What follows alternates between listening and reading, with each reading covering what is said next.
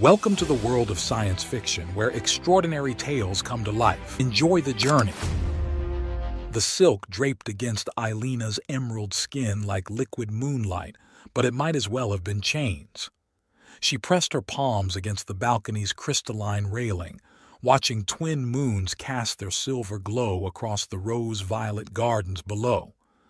Each breath felt stolen, each heartbeat a rebellion against 16 years of conditioning. Humans are disease. Humans are decay. Humans will poison your bloodline until nothing royal remains. Her tutors' voices echoed in her mind, sharp as plasma cuts. But none of their warnings had prepared her for him. Lucian Morven stood 3 paces behind her, close enough that she could feel the warmth radiating from his body, far enough that propriety remained intact. His dark clothing whispered against itself when he moved, simple fabric that somehow held more authority than her ceremonial robes ever had. "You're shaking," he said. His voice carried no judgment, no command, just observation, gentle as rainfall. Eilena's fingers tightened on the railing. "I shouldn't be here. Where should you be?" The question caught her off guard. No one had ever asked where she should be, only where she must be, where duty demanded, where political necessity required. "Somewhere safe," she whispered.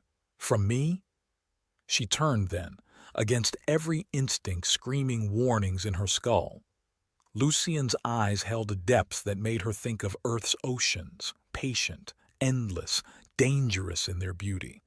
His features could have been carved from marble, if marble could breathe and think and make her pulse skip like a broken engine. "From everything," the words escaped before she could cage them. "From choice." Something shifted in his expression. Not pity. She would have hated pity. Understanding, perhaps. Recognition. "Choice is terrifying," he agreed, "especially when you've never had it." "I have choices." The protest sounded hollow even to her ears. "Do you?" He stepped closer, and her breath hitched. "When did you last choose what to eat, where to sleep, who to speak with?" Each question landed like a physical blow. Because he was right. God help her. He was absolutely right. "That's not—" She started to retreat, hit the railing, trapped herself between crystal and human warmth. "That's not how royalty works." "How does it work?" "We serve our people. We sacrifice for the greater good. We—" The words died as he raised his hand, not reaching for her, not demanding, just offering, palm up, fingers relaxed. "You decide," he said simply. The space between them crackled with possibilities. Eilena stared at his hand, calloused from work she couldn't imagine, marked with thin scars that spoke of a life lived rather than observed. Everything she'd been taught said touching him would corrupt her, would steal something vital from her bloodline. Everything her heart whispered said the opposite. "I can't." But her own hand betrayed her, lifting from the railing. "If I'm wrong, then you're wrong, but you'll be wrong by your own choice." The simple statement shattered something inside her chest. When had anyone ever given her permission to be wrong? Her fingertips brushed his palm. The contact sent electricity racing up her arm, but not the painful kind her tutors had predicted. This was warmth, connection, a sudden silence in the chaos of her thoughts. For one impossible moment, she felt still. "There," Lucian said softly, "the universe didn't end." A laugh escaped her, breathless, shocked. "Not yet. Give it time." The joke startled another laugh from her throat. When had she last laughed? When had anyone dared joke with her? "You're not what I expected," she admitted. "What did you expect?" "Crude, demanding, grabbing at things that don't belong to you." His thumb traced across her knuckles, feather-light. "Nothing belongs to me that isn't freely given." The words hit deeper than they should have. Eilena had been owned her entire life, by crown, by duty, by expectations that felt heavier than gravity itself. The idea of being given rather than taken was so foreign it made her dizzy. "I should go inside," she said, but made no move to pull away. "Should? The reception. People will notice I'm gone." "Will they notice you're here?" Another question that cut to the bone. Because no, they wouldn't notice her presence, only her absence. She was decoration at these functions, a pretty symbol to be displayed and protected and never consulted. "My uncle will be looking for me soon," she said instead. Something flickered across Lucian's face, there and gone too quickly to interpret. "Lord Siren? You know him? We've met." The careful neutrality in his voice made her stomach twist. "He's protective of family interests." "Is that what you call it?"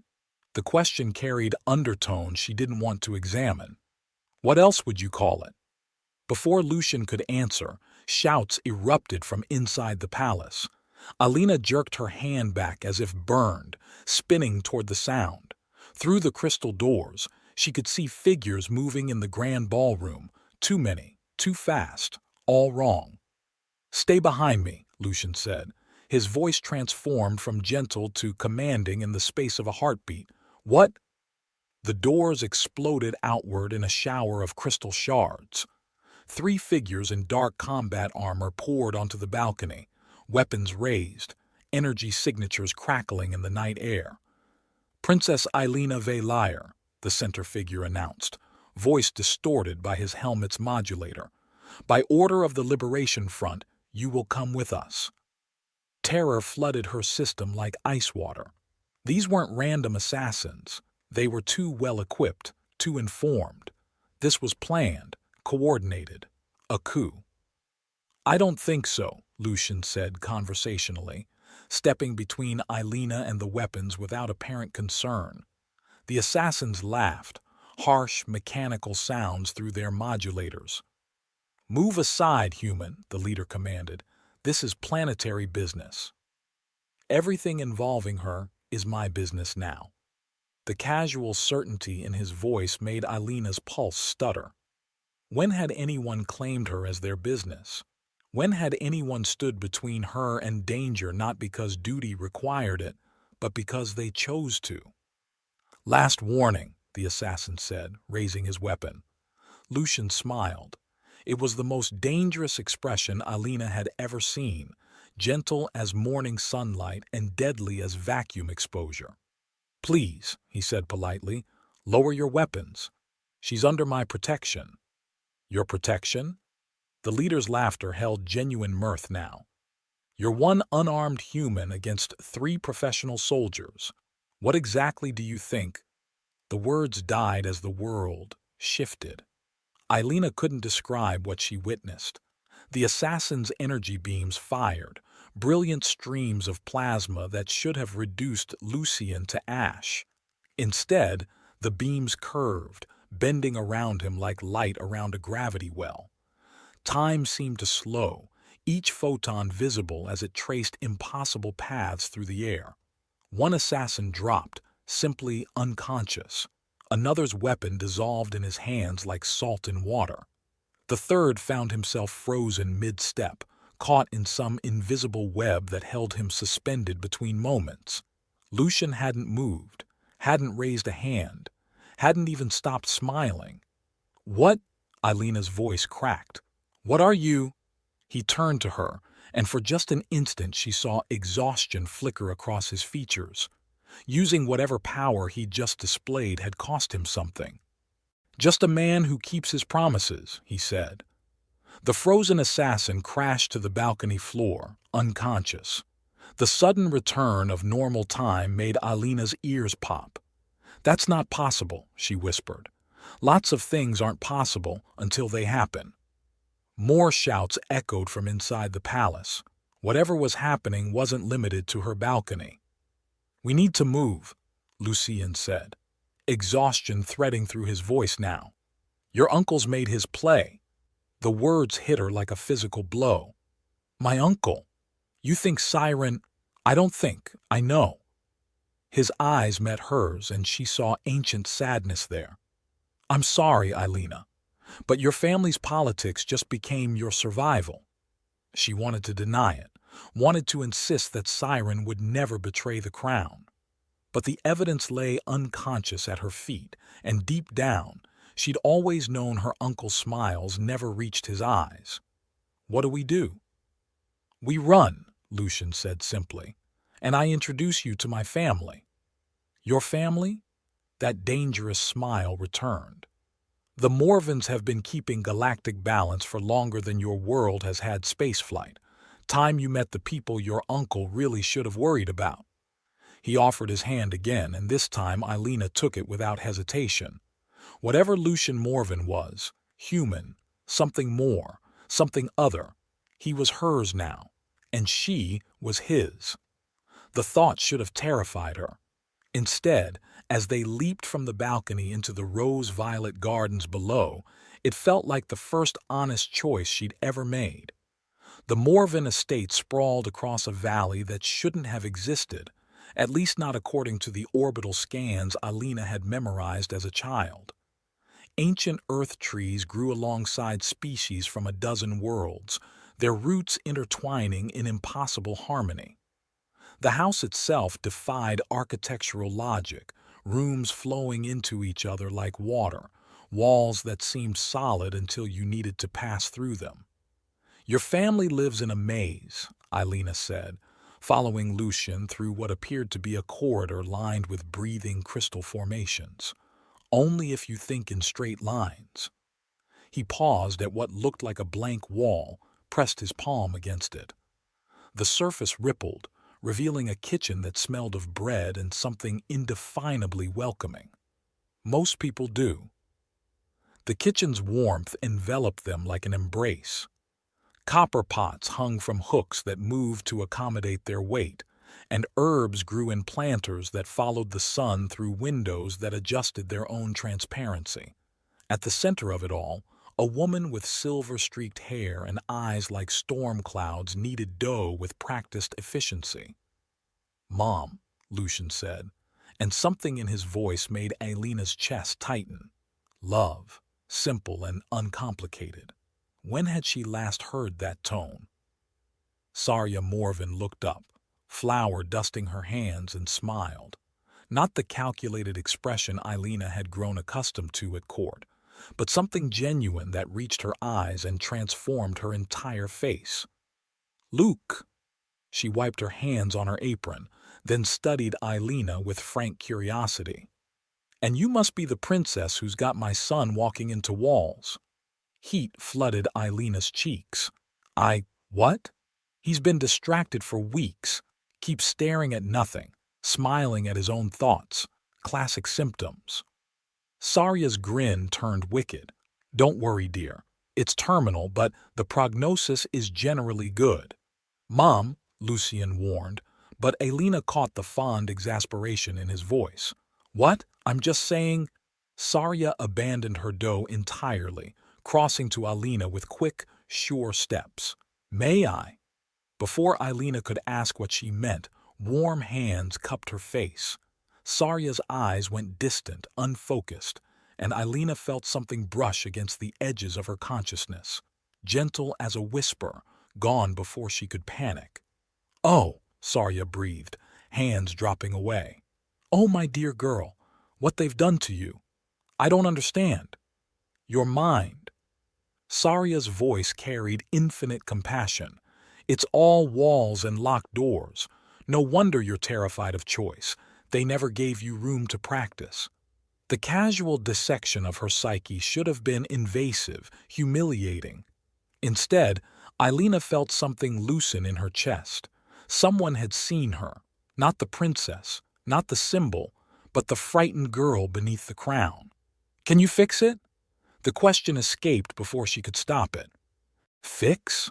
Sarya laughed, the sound like silver bells. "Darling, you're not broken. You're just compressed, like a flower in a book, pressed flat for preservation." She glanced at her son. "Good thing someone's decided to open the book." "I brought her home," Lucian said quietly. "I need to know she's safe. Safe from your uncle's coup, or safe from us?" The new voice came from everywhere and nowhere, making the kitchen's walls shimmer. Eilina spun, searching for the source, but found only empty air and the family's unsurprised expressions. "Grandfather," Lucian said to the ceiling. "She's a guest. She's a complication." The voice gained substance, and suddenly a man stood in the corner, tall, ancient, with eyes that held the weight of centuries. "The Voilire bloodline carries traces of the old harmonies. Did you know that when you touched her?" Alina's pulse stuttered. Old harmonies? Rogan Morven stepped into the light, and reality seemed to bend around him. He was beautiful in the way that dangerous things were beautiful, storm fronts and supernovas and the edge of black holes. "Your ancestors weren't always royalty, child. They were singers once, guardians of the deep frequencies that keep worlds stable." His gaze bored into her. "Siren knows this. It's why he needs you alive, and why he'll never let you go." "I don't understand any of this." Frustration cracked her voice. "Harmonies, frequencies, the song of the flow, everyone speaks in riddles." "Show her," Sarya said softly. Lucian shook his head. "It's too dangerous. If I use it again so soon—" "Not yours." Rogan stepped forward, and the air around him began to hum. "Mine." The kitchen dissolved. Alina found herself standing in space, not the cold vacuum of the void, but a living space filled with music made visible. Streams of light flowed between stars, connecting galaxies in an intricate web of harmony. And throughout it all, she could hear the song, vast and complex and utterly beautiful. "This is what we guard," Rogan's voice echoed from everywhere. "The song that keeps the universe in tune. Without it, stars die, planets shatter, life becomes impossible." "But how—" Eilina reached toward one of the streams of light, and it pulsed brighter at her approach. "How can I hear it?" "Because you're supposed to." The space around them shifted, showing her glimpses of ancient history, her ancestors working alongside beings that might have been early Morvens, their voices joined in cosmic harmony. "Your bloodline was bred to harmonize with ours, to balance the song when it grew too wild." "Bred?" The word tasted bitter. "Like livestock?" "Like music." Sarya's voice joined them, gentle but firm. Two melodies that create something greater together than either could achieve alone. The vision faded, leaving them back in the kitchen. Eilina's legs trembled, and Lucian's arms came around her before she could fall. "Easy," he murmured against her hair. "It's a lot to absorb."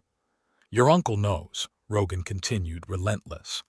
"He's been working with cultists who want to weaponize the song. They've found a way to corrupt it, to turn harmony into discord." "The Order of the Rift," Lucian said, his voice tight with old anger. "They killed my grandmother," Sarya added quietly. "Tried to steal her knowledge of the deep frequencies. We've been hunting them for 30 years. Alina pulled back to look at Lucian's face. "Is that why you came to Larry's? To stop them?" "I came because the song itself called me there." His hands framed her face, thumbs tracing the line of her cheekbones. "I stayed because of you." The simple honesty in his voice made her breath catch. "Luke, I know it's insane. I know we barely know each other. But when I touch you, when we're together, I can feel the song responding. It's like you complete something in me I didn't know was missing." Heat bloomed in her chest, spreading outward until her entire body hummed with it. "I feel it too, like electricity under my skin." "That's the harmony," Rogan said, but his voice had gentled. "Your bloodlines recognizing each other. It's rare and dangerous. The closer you become, the more powerful the song grows between you." "Dangerous how?" "The last pairing like yours destroyed a solar system," Sarya said matter-of-factly. "Though to be fair, they were trying to stop an invasion at the time." Alina's legs gave out entirely. Lucian caught her, lifted her onto one of the kitchen's floating stools, and immediately began making tea with the efficiency of long practice. "Don't scare her," he said mildly. "I'm not scared," Alina lied. "I'm terrified. There's a difference." "Good." Rogan's approval surprised her. "Fear keeps you cautious. Caution keeps you alive. And love keeps you human," Sarya added, shooting her father-in-law a look. "Don't forget that part." The word hung in the air between them like a challenge. Love. Was that what this was? This desperate need to be near Lucian, this feeling of completion when he touched her? "I need air," Alina said. "I'll show you the gardens," Lucian offered, but she shook her head. "Alone, please. I need to think." He looked like he wanted to argue, but nodded. "Through the archway, follow the path with the blue stones. Don't go past the fountain. That's where Marion's experiments live." "Experiments?" "You'll know them when you see them," Sarya said dryly. "They glow and make questioning sounds." Alina fled before anyone could explain further. The gardens were a revelation, not the formal, manicured displays she'd grown up with, but something wild and organic. Plants from a dozen worlds grew in seemingly random patterns, but as she walked, she began to see the underlying design, a living mandala that pulsed with its own rhythm. She found the fountain easily enough, a simple structure of carved stone that sang with falling water. The sound was oddly hypnotic, and she realized it was harmonizing with something inside her, the frequency Rogan had shown her, the song that supposedly ran through her blood. "It's beautiful, isn't it?" Alina spun, heart hammering, to find a young woman perched on the fountain's edge.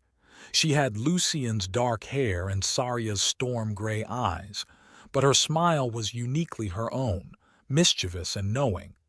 "You must be Marion." "Must I?" The woman, girl, really, she couldn't be much older than Alina, grinned.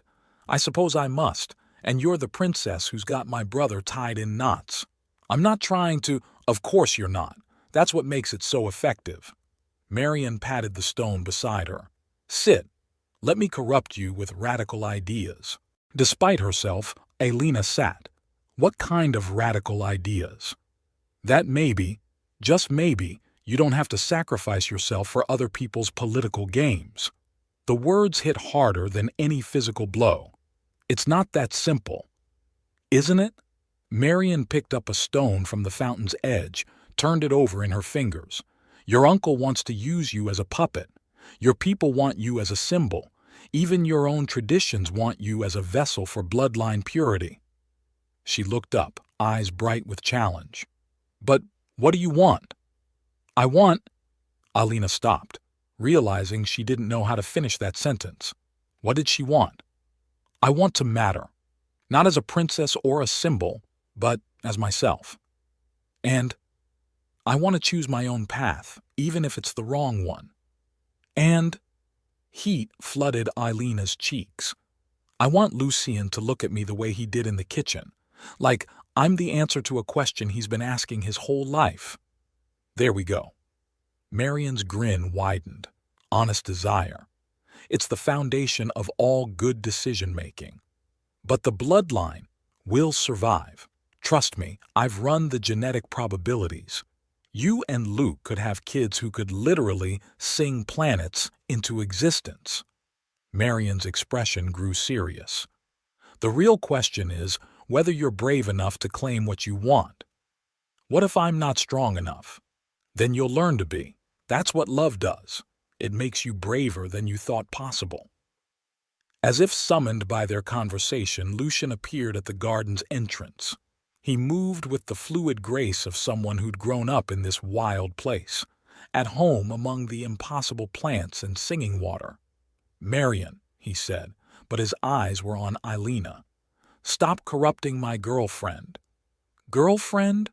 Alina's heart stuttered. "Is that what I am? If you want to be."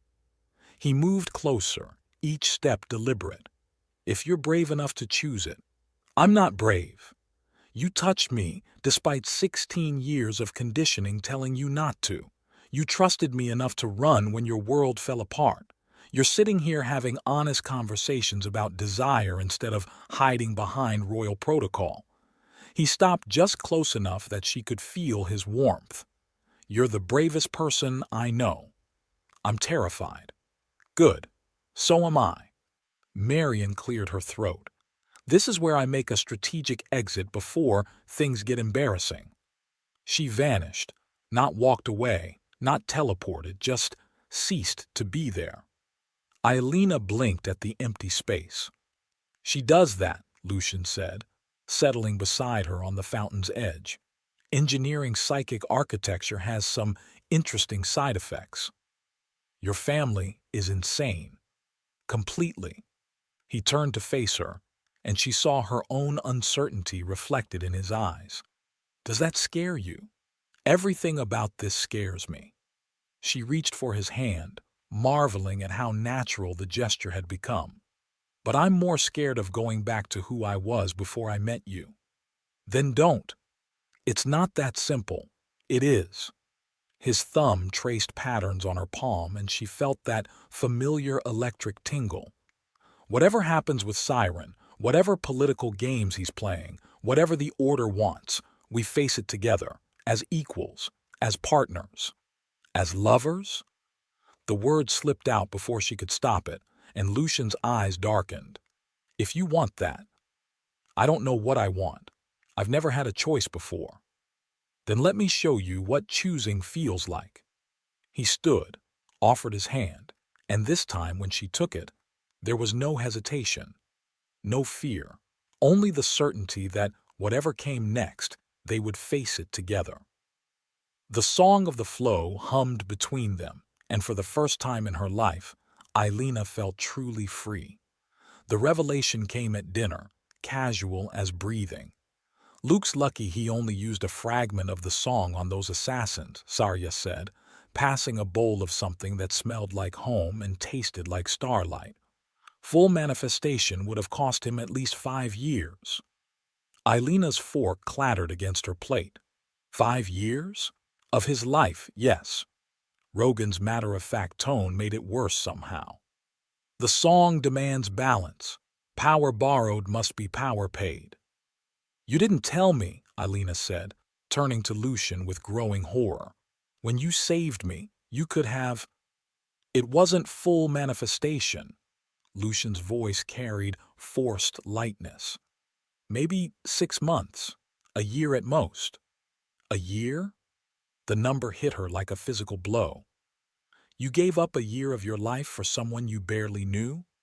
I gave up a year of my life for someone worth saving. The simple honesty in his words made her chest ache. Around the table, his family continued eating as if discussing potential death was normal dinner conversation. How many years have you lost? She asked quietly. That's not important. It is to me. Lucian set down his own fork, studying her face with those deep brown eyes that had become her anchor point. 15, maybe 20. I stopped counting after the Vorthon incident.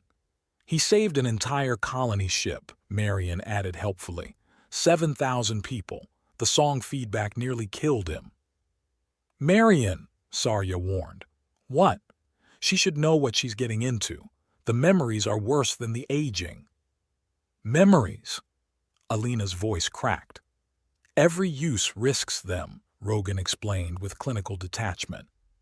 The song burns through neural pathways. Childhood memories go first, then training, then recent experiences. In extreme cases. Complete amnesia, Lucian finished. I've seen it happen. Eilina pushed back from the table, chair scraping against stone. You're telling me that every time you use this power, you risk forgetting who you are? Among other things, his calm acceptance made it worse. The fertility issues are actually more concerning from a practical standpoint. Stop. She held up a hand, breathing hard. Just stop. The kitchen fell silent except for the soft hum of the growing things in their planters. 3 generations of Morvans watched her with varying degrees of sympathy and understanding. You chose me over your future, she said. over children, over your own memories. I chose you over fear, Lucian corrected. Everything else was just details. Details? Your life is details? My life is what I choose to do with it. He stood, moved toward her with that fluid grace that made her think of flowing water. I chose to save you. I'd choose it again. Even knowing the cost? Especially knowing the cost. Before she could respond, the kitchen's walls shimmered. An image materialized in the air, her Uncle Siren, standing in what looked like a command center surrounded by figures in dark robes. "Ah," Rogan murmured, "right on schedule." Siren's voice filled the space, amplified by technology she didn't recognize. "My dear niece, I trust you're enjoying your cultural exchange with our human allies." "It's a trap," Marion said unnecessarily. "I know you can hear me, Princess. The Morvins' estate is hardly as hidden as they believe." Siren's smile was sharp as broken glass. "I have a proposition." The image shifted, showing Alina's personal chambers in the palace. But they'd been transformed, wedding flowers everywhere, ceremonial robes laid out on the bed. "Return within 24 hours. Submit to a marriage alliance with Lord Commander Blager of the Outer Territories, and your human Fry-Blagers remain unharmed." Siren's expression hardened. "Refuse, and I demonstrate exactly what the Order of the Rift has learned about weaponized harmony." The image changed again, this time showing orbital platforms armed with devices that made Alina's teeth ache just looking at them. "My wife died in exile because your mother chose politics over family loyalty," Siren continued, and for the first time, real pain flickered across his features. "I won't let the bloodline fail again. You will return. You will marry. You will produce heirs under proper guidance. And if I refuse, then your human lover will watch you wed another, or watch you die. The choice, as always, is yours." The image vanished, leaving them in heavy silence. "Well," Saria said eventually, "that was unpleasant." "He's bluffing about the orbital weapons," Rogan said, but uncertainty flickered in his voice. "The Order doesn't have that level of technology." "Doesn't it?" Lucian moved to the window, staring out at the garden where twilight painted everything in shades of violet. "They've had 30 years to develop since grandmother's death, 30 years to study what they stole from her." "We fight," Marion said simply. "It's what we do." "Against orbital platforms. With what army?" "With the song." Rogan's voice carried ancient authority, full manifestation, the deep frequencies your grandmother died protecting. "That would kill half of us," Saria protested. "The power requirements alone." "Then we find another way." Lucian turned back to the room, and Alina saw something in his expression that made her pulse stutter, determination, and beneath it, a kind of desperate love that took her breath away. "I'm going back," she said. "No. It's not your choice to make." "Like hell it isn't." He crossed to her in 3 quick strides, hands framing her face. "You're mine now. That means I protect you. I'm not yours to protect. I'm not anyone's to control." The words came out fiercer than she'd intended. "I'm tired of being a prize in other people's games. This isn't a game. No, it's not. It's my life, my choice, my responsibility." She caught his hands, pressed them more firmly against her cheeks. "But I'm not going alone." Something shifted in his expression.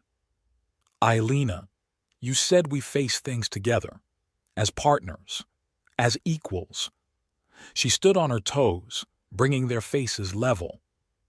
"Did you mean it?" "You know I did? Then trust me to know what I can handle." Around them, the kitchen held its breath. Finally, Rogan spoke. "There is another option, dangerous, but possible." "Grandfather," Saria warned, "the harmony bonding. If they complete it before the confrontation, Their combined power could be enough to face the weaponized song. Complete it how? Alina asked. The old man's smile was knowing. The same way it's been completed for 10,000 years, child. Through absolute trust, absolute surrender, absolute union. Heat flooded her cheeks as understanding dawned. You mean physical bonding creates harmonic resonance, Marion said with scientific precision. Your bloodlines are already compatible. Sexual union would amplify that exponentially. We're not talking about casual intimacy, Rogan continued. This is sacred joining, soul-deep connection. Once done, you'll be linked until death. Alina looked at Lucian, saw her own uncertainty reflected in his eyes. That's not a decision to make lightly, he said quietly. No, she agreed, it's not. But even as doubt flickered through her thoughts, something deeper pulsed with certainty. This man had risked his life, his memories, his future for her, had given her choice when no one else would, had shown her what it meant to be valued for herself rather than her bloodline. How long do we have? She asked. Until dawn, Sarya replied. The ceremony requires starlight. Then we should probably discuss this somewhere private, Alina said, managing to keep her voice steady despite the way her pulse hammered.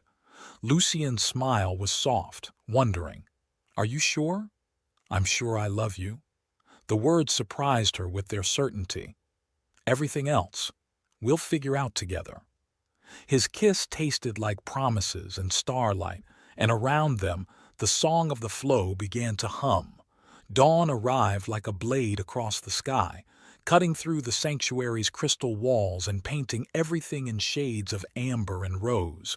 Alina pressed her palm against the window, watching the light dance across her emerald skin that now bore faint silver traceries where Lucian had touched her through the night. The harmonic bonding had changed everything. She could feel him even now, moving through the estate's corridors, his heartbeat echoing in her chest like a second pulse. The song thrummed between them, no longer foreign but as natural as breathing. Ready? His voice came from behind her, but she'd sensed his approach long before he spoke. No. She turned, cataloging the new lines around his eyes. The cost of their joining had aged him another few months, but that's never stopped me before. He smiled, the expression transformed by their connection. She could feel his love like sunlight under her skin, steady and warming. The ship's ready. Marion's modification should get us past the orbital defenses. And your family? We'll follow once we signal. His hands found her waist, drawing her close. Grandfather insists on dramatic entrances. Despite everything, she laughed. Your family has a flair for theater. We prefer strategic timing. His kiss was soft, careful. They were both still learning the new depths of their bond. Whatever happens today, we face it together. The words carried absolute certainty now. I can feel your thoughts, Luke, your fears, your determination to protect me even if it kills you. And I can feel yours, your terror that I'll sacrifice myself, your desperate need to prove you're more than just someone to be saved. His forehead touched hers. We're quite a pair.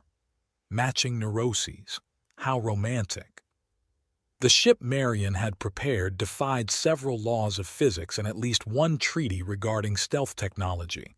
It slid through Laris Wemfi's atmosphere like a whisper, invisible to conventional sensors and too small for the orbital platforms to track. Your uncle's been busy, Lucian observed, studying the tactical display. The planet's surface bristled with new installations, all focused on the capital city where the wedding was scheduled to take place. He's terrified, Alina realized, the understanding hitting her with sudden clarity.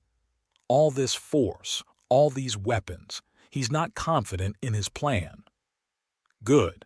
Desperate people make mistakes. They landed in the royal gardens using service tunnels Alina had explored as a child to reach the palace. The corridors felt wrong, Too quiet, too empty. Staff who should have been preparing for a royal wedding were nowhere to be seen. "Where is everyone?" she whispered. "Probably locked down. Your uncle wouldn't want witnesses to whatever he's planning." They reached the throne room through a servant's passage, emerging behind tapestries that had hidden her during countless boring state functions. The space had been transformed into something from a fever dream. Wedding decorations twisted with military hardware, delicate flowers interwoven with weapons that hummed with malevolent energy. At the center of it all stood Siren, resplendent in ceremonial robes that couldn't quite hide the personal shield generator at his waist. Beside him, a man Eilina didn't recognize, tall, pale, with eyes like chips of ice. "Lord Commander Blajor, I presume," Lucian murmured. "My future husband." The words tasted like poison. "Lucky me." "Ah, princess." Siren's voice carried across the throne room with practiced authority. "Right on schedule, though I see you brought an uninvited guest." They stepped into the open, and Alina felt the weight of a dozen hidden weapons tracking their movement. More concerning were the robed figures positioned around the room's perimeter, Order of the Rift cultists, their faces hidden but their presence making her skin crawl. "Uncle." She kept her voice level, royal training serving her well. "I've come to discuss terms." "Terms?" Siren's laugh was bitter. "My dear girl, you seem to misunderstand your position. You have no terms to offer." "Don't I?" She gestured to Lucian. "I have a Morven. Do you really want to test your new toys against the Song of the Flow?" "Actually, yes, I do." Siren raised his hand and the cultists began to chant. The sound was wrong. Harmonies that scraped against reality, notes that made her teeth ache and her vision blur. Around the room, the weapon installations powered up, their energy signatures aligning with the corrupt song. "You see, my dear niece, the Order has been very busy since your grandmother's unfortunate demise. We've learned to turn the song against itself. Every note your lover sings will be answered by its opposite. Every harmony he creates will be met with discord." Lucian tensed beside her, and she felt his preparation through their bond, the careful gathering of power, the mental fortifications against what was coming. "Luke, don't. I have to try." The first notes of the true song filled the air, and the response was immediate. The cultists' chant shifted, becoming a mirror image of Lucian's melody, but inverted, corrupted, designed to cancel rather than create. Where his song sought harmony, theirs imposed chaos. She watched him struggle against the feedback, saw blood begin to run from his nose as the opposing forces tore at his mind. This was worse than simple exhaustion. This was active destruction, the very power he wielded being turned against him. "Stop," she said, but he couldn't hear her over the competing songs. "Impressive, isn't it?" Siren moved closer, apparently immune to the chaotic energies filling the room. "The Order calls it the anti-song. For every note of creation, a note of destruction. For every harmony that builds, a discord that tears down. You're killing him." "Eventually, yes, but slowly. I want him to watch your wedding first. I want him to see exactly what his interference has cost." Rage flooded through her, clean, pure, transformative. But with it came something else, something her blood sang in recognition of. The harmony Rogan had shown her, the ancient frequencies her ancestors had guarded. She could hear them now, underlying the chaos. The true song, the deep melodies that held the universe together, and more than that, she could join them. "Eilina, no!" Lucian gasped, sensing her intention through their bond. "Together," she said simply, and added her voice to his. The effect was immediate and devastating. Where the anti-song had been canceling Lucian's harmony, her voice created a third melody, one that incorporated both the song and its opposite, transforming discord into a more complex but stable pattern. The cultists' chant faltered as their careful inversion met something it hadn't been designed to counter. Several of them staggered, their concentration broken. "Impossible," Siren breathed. "Not impossible," Alina said, her voice carrying new authority. "Just unexpected. You planned for a Morven. You didn't plan for a Valiers." The song between her and Lucian grew stronger, their voices interweaving in patterns that made the air itself shimmer. And as it did, something extraordinary happened. The corrupted weapon installations began to change. The chaotic energies they'd been designed to channel smoothed into harmony, their destructive purpose inverted into something creative. "The cultists," Lucian said, wonder in his voice. She saw it too. The robed figures were changing, their corrupt chanting giving way to confused silence. As the true song washed over them, whatever conditioning had bound them to the order began to dissolve. One by one, they pulled back their hoods, revealing faces twisted by years of forced service, but now clear for the first time in decades. "What have you done?" Siren demanded, his composure finally cracking. "What we were born to do," Alina replied. "What our ancestors did before politics and power corrupted everything. We sang the universe back into balance."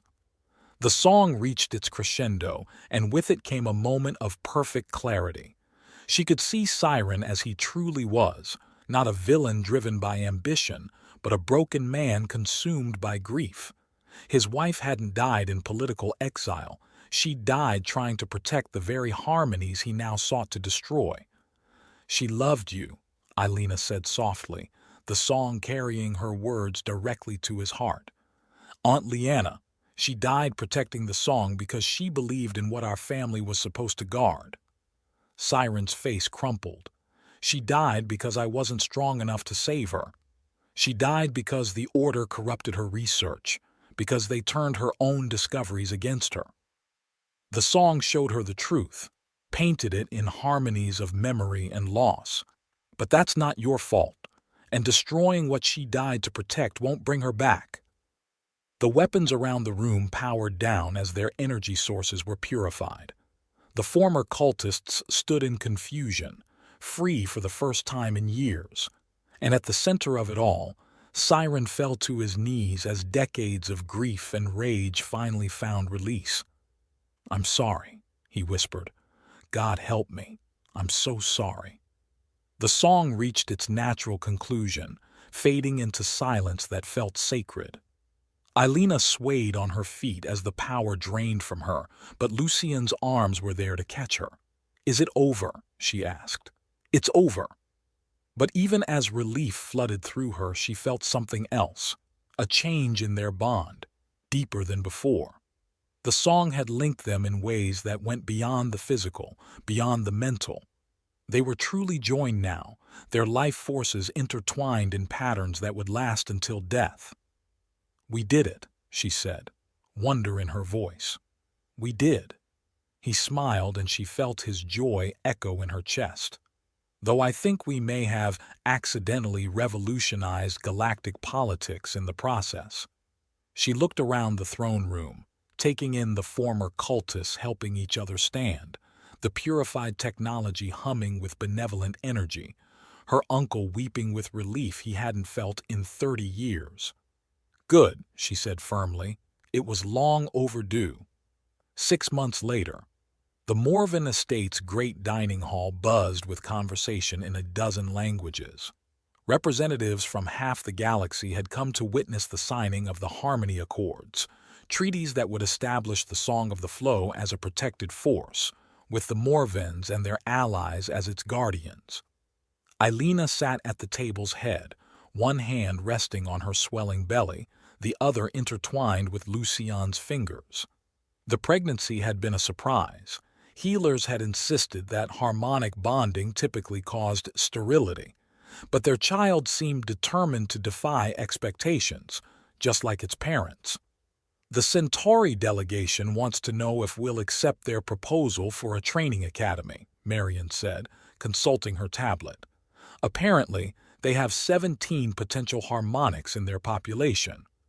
Tell them we'll consider it, Sarya replied, passing around a plate of something that smelled divine. But they'll need to agree to the ethical guidelines first. What about the Vorthon request? Talius asked. They want us to help terraform their new colony worlds, Rogan explained. Use the song to stabilize atmospheric harmonics. We're not miracle workers, Lucian said mildly. Though I suppose we could send a team to evaluate. He stopped mid-sentence, eyes widening. Eilina felt it too, a flutter of movement, stronger than before. What is it? Sarya asked, immediately concerned. Eilina pressed both hands to her belly, feeling the life growing within her pulse with its own rhythm. But underneath that rhythm was something else, something that made the song hum in recognition. I think, she said slowly, our daughter is trying to join the conversation.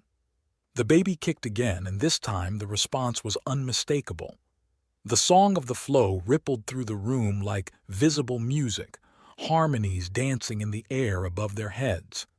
Every piece of technology in the estate responded, lights brightening, computers humming in perfect pitch, even the growing things in their planters swaying to rhythms only they could hear.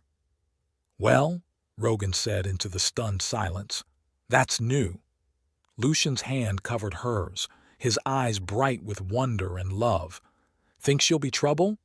Eilina laughed, feeling their daughter's response through the song, joy, curiosity, and eagerness to experience the universe that waited beyond the womb.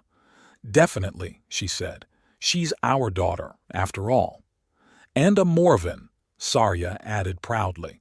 And a Veiliers, Talius countered with a grin. She's going to be extraordinary, Eilina said, certainty flowing through their bond. Whatever else she is. The song swirled around them, carrying promises of the future, a child born from forbidden love, raised by a family that chose protection over power, destined to guard the harmony that held the universe together. And in that moment, surrounded by love and possibility, Eilina finally understood what her tutors had never taught her, that some rules were meant to be broken, some traditions were meant to evolve, and some loves were worth any risk. The song agreed, humming its approval as starlight danced through the windows and her daughter kicked in rhythm with the music of the spheres. Perfect harmony.